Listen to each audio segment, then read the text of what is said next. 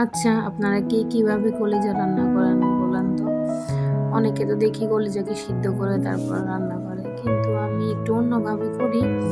আমার আম্মুরা তো ধরেন আগে দেখতাম উনারা মানে অনেক আগের কথা উনারা সরাসরি রান্না করে ফেলতেন। কিন্তু আমি সিদ্ধ করে রান্না করলে আমার কেন জানি না মনে হয় হয়তো এটার পুষ্টিগুণটা থাকে না। কারণ কলিজাতে তো প্রচুর আয়রন থাকে। তো আমি একদম উতরানো গরম পানি দিয়ে আগে কলিজাগুলোকে ভালো করে ভিজিয়ে রাখি। তো ধরেন এগুলো মোটামুটি রক্তগুলো বের হয়ে গেলে আমি ভালো করে এগুলো ধুয়ে নিই। ধোয়ার পরে তারপর আমি রান্না করি। তো এখানে তো গরুর মাংসে যা দেয় কলিজাও প্রায় অনেকটা সেমই রান্না।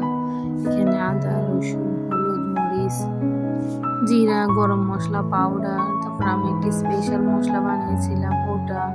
তারপর আপনার আস্ত মসলার মধ্যে এলাচি, দারুচিনি, তেজপাতা এসব মসলা দিয়ে আমি আগে পেঁয়াজ বেশি করে দিয়ে ভালো করে মসলাগুলো কষিয়ে নিই। মানে আমার মনে হয় যে আসলে যত মসলা কষানো হয় রান্নার স্বাদ আসলে তত বেশি হয়। আপনি মসলা কষালে দেখবেন মসলার যে কাঁচা ফ্লেভার মানে গন্ধ আদা রসুনের বা মরিচের একটা ঝাঁঝালো ঘ্রাণ এগুলো আসলে থাকে না। আসলে এই রান্নাটা আমি আমার আম্মুর কাছ থেকে শিখেছি। তো উনি দেখতাম কি সবকিছু খুব কষিয়ে, কষিয়ে রান্না করতেন।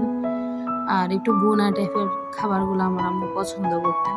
উনি আবার মাছের ক্ষেত্রে একটু ঝোল, মাছের ঝোলগুলা পছন্দ করেন। কিন্তু মাংসের ক্ষেত্রে ভুনা উনি অনেক পছন্দ করেন। তো এই তো কথা বলতে, বলতে আমার এদিকে আসলে মসলাগুলো কষানো প্রায় হয়ে গেছে। তো আমি এখানে গরম পানি দিয়ে ধোয়া কলিজাগুলো এখানে দিয়ে দিলাম।